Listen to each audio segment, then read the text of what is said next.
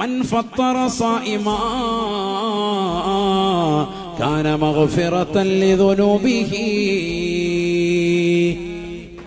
ആരെങ്കിലും നോമ്പുകാരനെ നോമ്പ് തുറപ്പിച്ചാൽ, അത് പണക്കാരനാകട്ടെ പാവപ്പെട്ടവനാകട്ടെ, നോമ്പ് നോറ്റ ഒരു മനുഷ്യനെ നീ നോമ്പ് തുറപ്പിച്ചാൽ കാന മഗ്ഫിറതൻ ലിദുനൂബിഹി,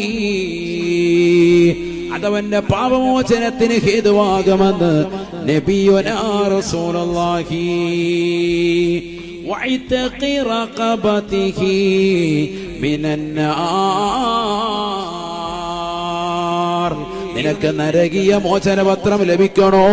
നോമ്പുകാരൻ നോമ്പ് തുറപ്പിക്കലിലൂടെ സാധിക്കുമേ എന്ന് നബിയുനാ റസൂലുള്ളാഹി. നോമ്പ് തുറപ്പിച്ചതിലൂടെ നിനക്ക് ലഭിക്കുന്നത് 3 ഗുണങ്ങൾ.